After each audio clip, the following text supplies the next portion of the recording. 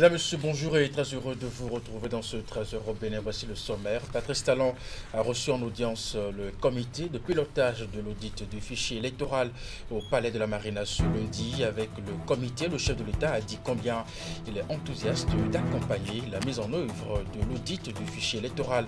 À suivre dans ce 13h au Bénin les mots d'engagement du chef de l'État. Ensuite, Cotonou abrite le congrès de l'International Foundation Science.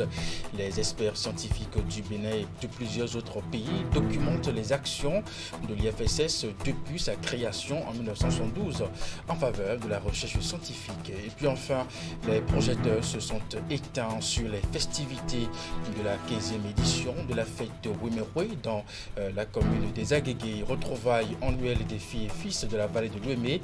Cette édition a été riche en activités avec pour point d'orgue le culte de l'église catholique célébré par l'évêque de Porte-Nouveau. Et voilà pour vous le sommaire de cette édition. À nouveau, bonjour. Au Palais de la Marina, Patrice Talon a reçu en audience le comité de pilotage de l'audit du fichier électoral. Donc ce lundi, avec ce comité, le chef de l'État a dit combien il était enthousiaste d'accompagner le processus de mise en œuvre de l'audit du fichier électoral. Avant de retrouver les propos du chef de l'État, les experts scientifiques du Bénin et de plusieurs autres pays sont présents à Cotonou dans le cadre du congrès de l'International Foundation of Science. Il est question donc pour ces experts de documenter les actions de l'IFSS depuis sa création en 1972, bien entendu, en faveur de la recherche scientifique. Les travaux se tiennent les 24, 25 et 26 février 2025. Esther Tofa, Elvis Tonko.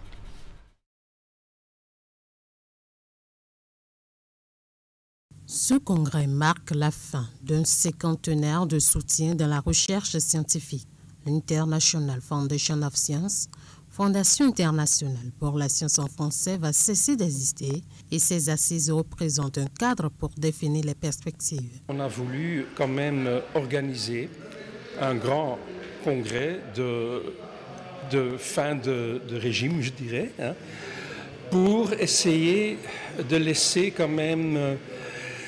je dirais quasi un legs parce qu'on voudrait documenter un peu ce qu'on a fait, aussi documenter ce qu'on n'a pas fait, ce qu'on aurait pu faire, et aussi on va essayer de voir quand même avec des intervenants, des représentants d'institutions internationales d'appui à la recherche, quels modèles alternatifs on développer pour essayer de sauvegarder ce type de financement. L'International Foundation of Science, en abrégé IFS, ce sont des milliers de bourses attribuées aux jeunes chercheurs, surtout africains, depuis une cinquantaine d'années. Son arrêt lance un défi à ces jeunes et aux États africains. Le défi actuellement, c'est comment faire pour que ces bras valides qu'on exportait, j'allais dire, gratuitement et sans retour, puissent avoir, j'allais dire, le même enthousiasme à rester sur place. Donc l'un de ces gros défis, c'est aux États maintenant de penser à retenir ces cadres supérieurs. Il n'y a pas que seulement les chercheurs, même les ingénieurs, les médecins. Si on ne met pas en place une politique pour les maintenir, tôt ou tard, il y aura certainement des interstices de petites fenêtres pour eux de quitter le pays, et même à l'interne. La Fondation n'a pas résisté à la pression de l'immigration, des récentes épidémies et de la guerre entre l'Ukraine et la Russie. Les 3 jours de travaux vont donc contribuer à établir un nouveau modèle de financement pour les recherches scientifiques. Le bureau de la coordination nationale des enseignants pour les travaux du baccalauréat Conetra Bac renouvelé, c'est à la faveur de sa 3e convention nationale élective tenue au CEG Bégamé à Cotonou. La Conetra Bac face au défi de la cogestion du baccalauréat, tel est le thème de cette séance dont le point est fait par Jean Toignico et présenté par Hugues Vignigué. Réfléchir, réformer et avancer. Ce sont les principes qui ont orienté la coordination nationale des enseignants pour les travaux du baccalauréat Conetra Bac vers l'élection d'un nouveau bureau pour un mandat de 3 ans. La séance a rassemblé des membres de l'organe exécutif du comité des experts de l'organisation, ainsi que des représentants des 10 sections des centres de correction et de délibération du baccalauréat. J'appartiens personnellement à cette deuxième vague qui, avec joie et honneur, passera le témoin à une nouvelle équipe d'acteurs engagés et qui saura poursuivre à coup sûr l'œuvre entamée dans la ligne directrice bien tracée par nos pères fondateurs. Elle devra faire mieux que nous dans le chemin de la diplomatie active, de la négociation pour sauvegarder nos acquis et obtenir davantage pour nos mandants. Il y a donc du boulot, chers camarades. De nombreux défis attendent le nouveau bureau. Le premier défi que nous avons à relever est celui de la cogestion. Nous avons un deuxième chantier qui paraît important pour nous, c'est la question de l'évaluation du bac. Cette évaluation va nous permettre de savoir quelles sont les différentes parts de l'institut secondaire et du supérieur dans cette gestion-là du bac et voir qui sont ceux qui travaillent le plus dans cette activité et qui sont ceux qui sont les plus rémunérés dans cette activité. Nous avons également un grand chantier puisque la CONETRA s'est dotée de nouveaux tests. Les tests ont été donc améliorés et avec l'élaboration et l'adoption d'un manuel de procédure de gestion administrative, financière et matérielle qui oblige donc la CONETRA à se mettre au pas des organisations de normes internationales. Le directeur de l'Office du baccalauréat s'est fait représenter à cette convention. Il souhaite que de bons résultats, de bonnes résolutions puissent sortir de vos travaux et qu'il est prêt à recevoir le bureau issu de votre convention, de votre congrès, pour pouvoir toujours l'aider à toujours réussir le baccalauréat. Les délégués présents à cette assise ont chacun reçu des attestations de reconnaissance. Des résolutions ont été adoptées, notamment la révision des textes fondamentaux de la CONETRA BAC et la mise en place d'un répertoire fiable des bénéficiaires des primes d'hébergement et de déplacement. Ces mesures visent à améliorer l'organisation des travaux de correction et de délibération. Retour à présent sur cette rencontre au Palais de la Marina. Patrice Talon a reçu en audience le comité de pilotage de l'audit du fichier électoral ce lundi. Avec le comité, le chef de l'État a dit combien il est enthousiaste d'accompagner ce processus.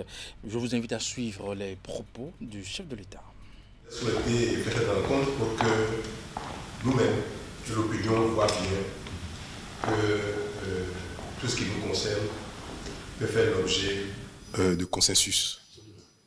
On peut se faire confiance pour améliorer tous les processus, que ce soit politiques, économiques, sociaux, tout ce qui gouverne notre vie commune. Nous pouvons, chaque fois c'est nécessaire, nous retrouver pour en parler, pour les améliorer, au-delà de nos chamailles politiques. Et c'est pour ça que je n'ai pas voulu que l'audit que j'ai accepté soit vu comme quelque chose qui concerne que les autres, mais que l'opposition. Il est convenable que surtout là où on a touché aux ressources du pays pour faire une opération, qu'on voit bien que c'est avec le cœur, le bon cœur, que nous avons pris cette décision. Donc, chers amis, chers membres de la commission, c'est vraiment avec plaisir et intérêt, enthousiasme que je vous reçois ce matin. À ma demande, je souhaitais vous rencontrer pour vous dire que j'adhère vraiment à l'audit, que j'adhère à son objectif et que personne ne m'a forcé la main. Absolument. Vous me connaissez, si je ne trouvais pas d'intérêt à cela, je n'aurais pas adhéré à ça. Et ça ne se fera pas. Non, donc j'adhère sincèrement. Et ce n'est pas non plus pour des raisons politiques ni électoralistes que on va utiliser les ressources du pays pour des fantaisies. Donc c'est sérieux. C'est sérieux pour deux raisons. Est-ce que notre outil qui permet de consulter nos concitoyens à l'occasion des échéances politiques, est-ce que l'outil est fiable? Rien n'est parfait dans ce monde. Que ce soit dans un pays sous-développé ou dans un pays développé, rien n'est parfait. Mais est-ce que l'outil a été mis en place de bonne foi? Est-ce qu'il n'y a pas de biais qui ont été introduits de mauvaise foi?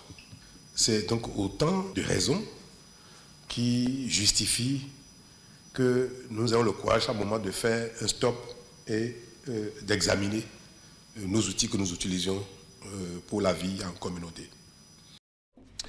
Et puis à la tête de ce comité de pilotage de l'audit du fichier électoral, Jean-Baptiste Elias, qui n'a pas manqué justement de placer un mot à l'issue de cette audience. On l'écoute. Il s'agit d'un travail technique. Ça là, je le répète tout le temps, je l'ai répété sur tous les toits, travail technique et scientifique qui n'a rien à voir avec des connotations politiques. Pourquoi?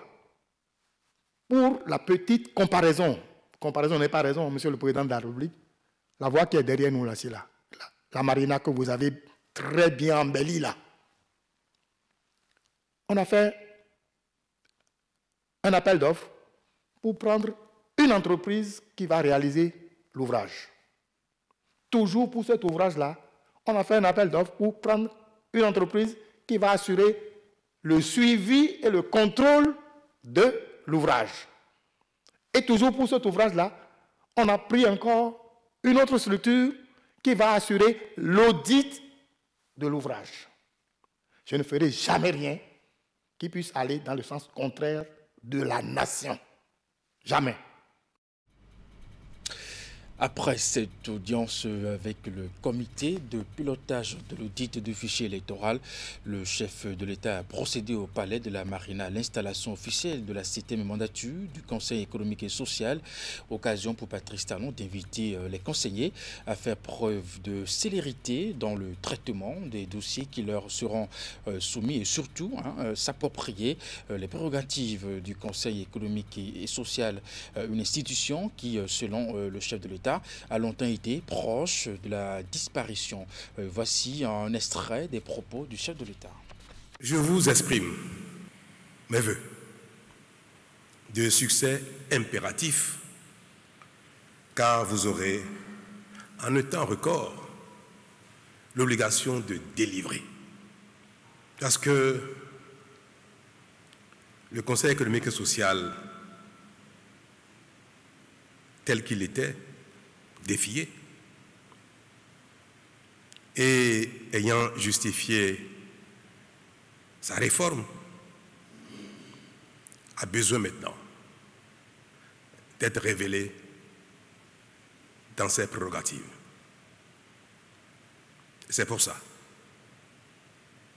que vous qui venez d'être installés officiellement dans vos fonctions, vous avez l'obligation de donner au peuple béninois une autre lecture, une autre compréhension, une autre appréciation du rôle pertinent du Conseil économique et social.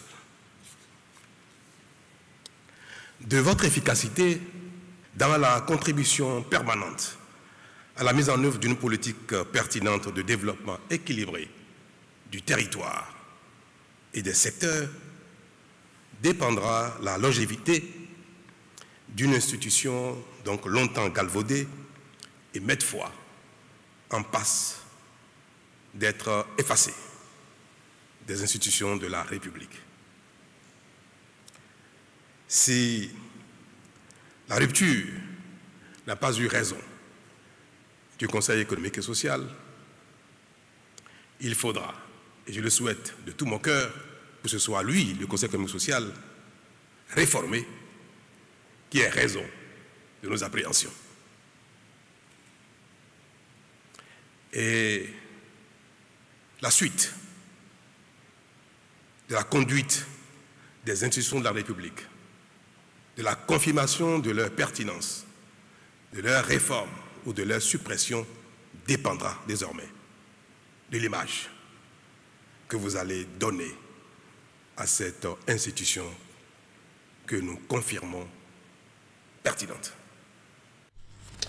Dans la suite de cette édition, à toutes les occasions qui se présentent aux habitants de la commune de Soava, le développement est au cœur des échanges. Il œuvre bien entendu donc inlassablement pour faire émerger les différentes localités que compose cette commune. C'est encore le cas dimanche dernier dans la commune de Soava où on a célébré la 3e édition de la fête identitaire qui est en même temps les retrouvailles à Soumokaï en Siombo, Rachid Sobero. C'est avec des dizaines de barques motorisées que les fils et filles de Sozouko dans la commune de Soava ont fait le déplacement pour célébrer leur retrouvailles.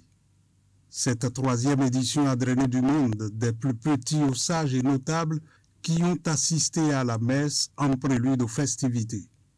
Sur place, les autorités communales, le maire et ses adjoints, les conseillers, entourés de ressortissants de la localité venus nombreux du Nigeria et d'ailleurs, étaient présents et ont exprimé leur satisfaction.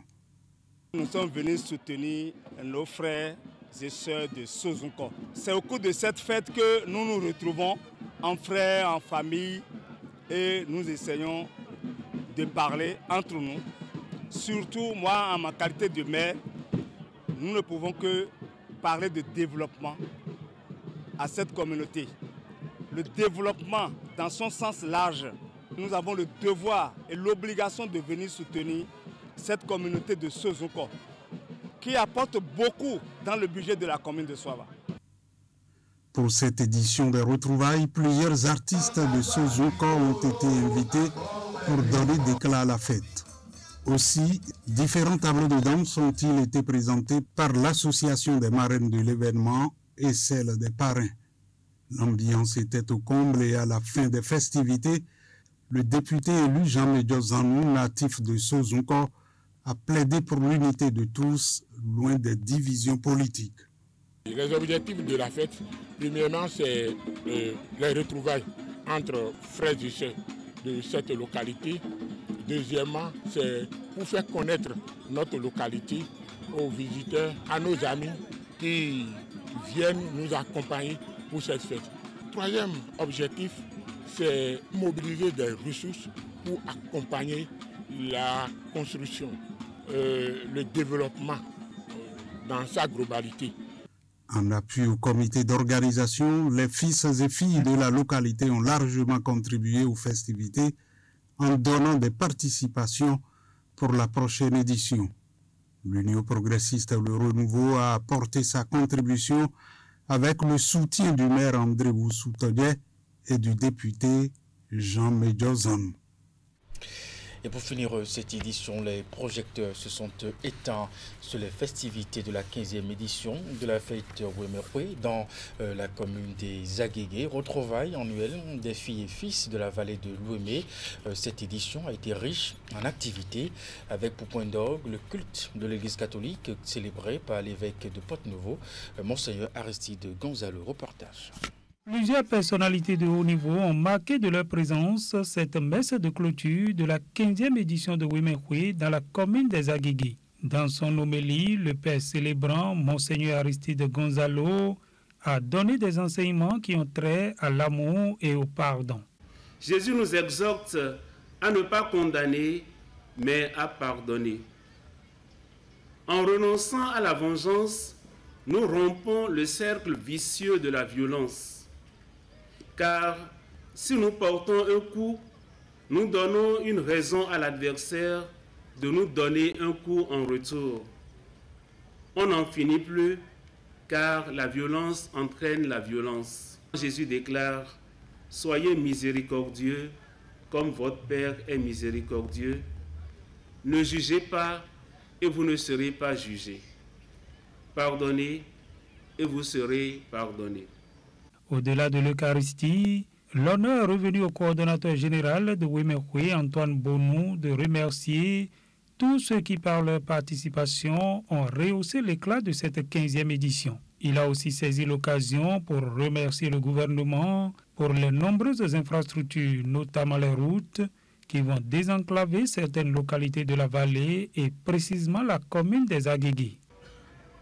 Qui l'eût cru, il y a encore quelques petites années, le désenclavement quasi total des Agégué par une voie terrestre bien bitumée ainsi que celui de toutes les localités riveraines de celle-ci est en passe de devenir une réalité bien tangible. Et cerise sur le gâteau, nous avons eu droit à un grand pont de plus de 100 mètres sur le fleuve Ouémé pour pénétrer le cœur de cette cité lacustre des Agégué et rendre l'accès facile, entre autres, à deux de ses plus grandes agglomérations que sont Kouédomé et Zongamé. Le mérite de ces grands travaux revient à notre gouvernement à qui nous voudrions ici rendre un vibrant hommage. Heureux de s'être retrouvés, d'avoir partagé des moments véritablement festifs, les fils et filles de la vallée de l'Ouémé se donnent rendez-vous l'année prochaine pour la 16e édition de leurs retrouvailles qui auront lieu dans la commune de Bonou. Et c'est la fin de cette édition. Dans cette ambiance musicale, retrouvez à 16h votre bulletin d'information à 19h30, la grande édition de la soirée. Portez-vous bien et à très bientôt.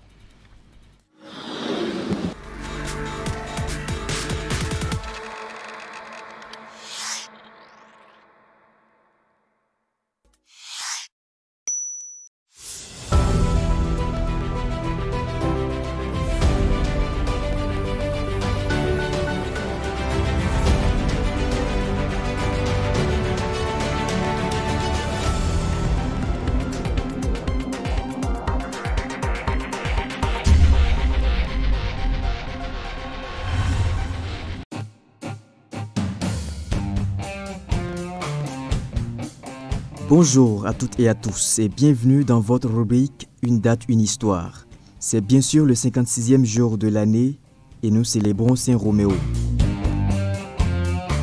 Le 25 février 1994 sème la stupeur et déclenche une réaction en chaîne imprévisible qui, après d'autres affaires, jette une lumière crue sur toute une partie du monde politique et local et contribue à dégrader l'image du Var et au-delà de toute la province littorale. Le 25 février 1964, Cassius Clay devient champion du monde poids lourd en battant Sonny Liston par abandon au 6e round à Miami. Le lendemain de sa victoire, il se déclare musulman et change son nom pour Muhammad Ali.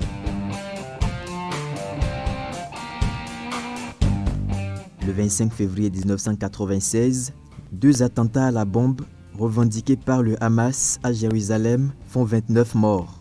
Depuis le massacre de Hébron le 25 février 1994, où les colons israéliens avaient tué 29 Palestiniens, voici la chronologie des attentats jusqu'à ceux perpétrés dimanche et hier à Jérusalem et Tel Aviv. Le premier, le 6 avril 1994, une victoire. Une voiture piégée à Afula fait 9 morts et 45 blessés dans un autobus passant à proximité.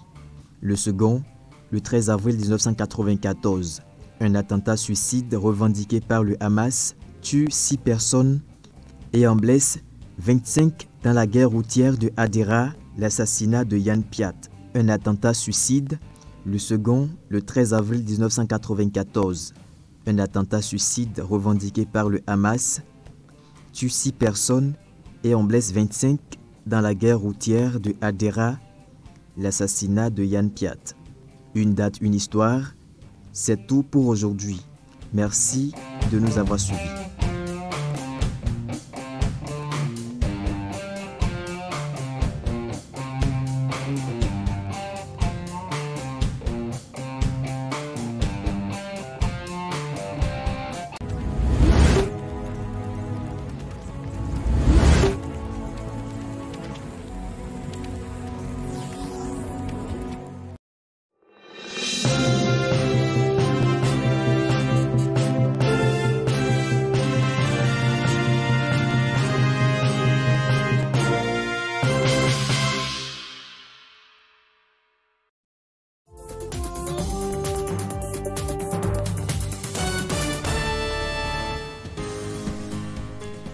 Cette semaine, dans Carnet de santé, les maladies cardiovasculaires sont en tête des causes de décès mondiaux.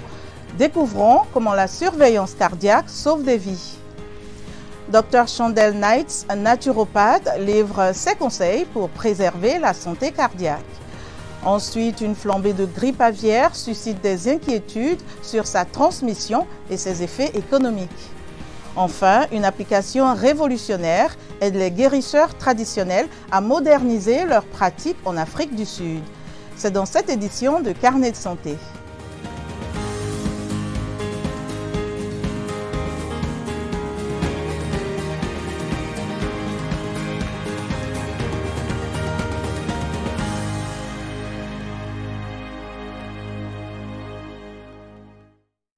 Bonjour à tous, ravi d'être avec vous pour une nouvelle édition de Carnet de santé.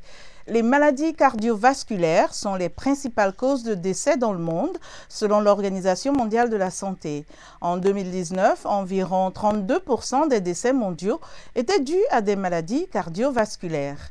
Une surveillance régulière du cœur permet pourtant de détecter les signes précoces, de suivre l'évolution des maladies et d'évaluer l'efficacité des traitements.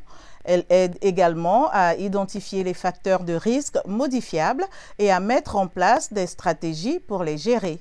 Partons à Abidjan, la capitale économique ivoirienne, à la rencontre d'un cardiologue et d'un patient pour comprendre l'importance du suivi cardiaque. Reportage Yacine Siyo. On fait un ECG, enlever... Depuis quelques mois, Diallo ressent des palpitations au niveau du cœur. A priori, rien de grave, mais cet homme âgé de 45 ans a pris rendez-vous chez le cardiologue pour en avoir le cœur net.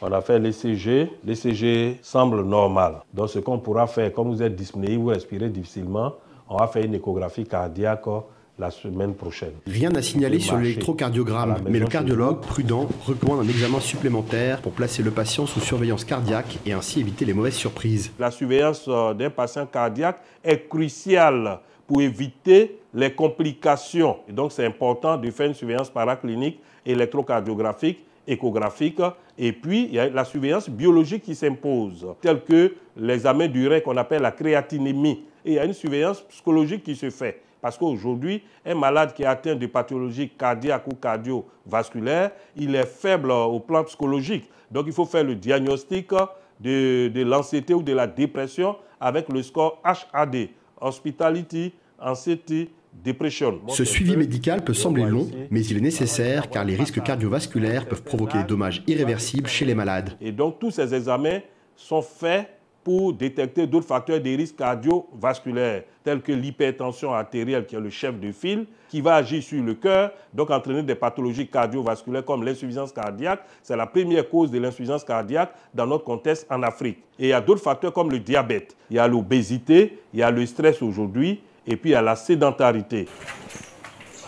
Mariam Bakayoko, 66 ans, a eu un accident cardiovasculaire et depuis lors, elle veille au grain. Son tensiomètre à portée de main, la sexagénaire surveille ses constantes quotidiennement. Le tensiomètre est devenu son ange gardien. J'ai fait une crise d'AVC sans savoir que c'était un AVC. Bon, Dieu merci, j'ai été sauvée par le médecin de famille. Depuis que j'ai le tensiomètre, ça m'a beaucoup aidé. Parce que le jour, je sens que j'ai des vertiges, j'ai des maux de tête. Je contrôle moi-même ma tension. Donc quand je prends et puis je vois l'état de la tension, j'appelle le médecin pour dire que aujourd'hui ma tension est élevée. Qu'est-ce que je dois faire? Pour moi,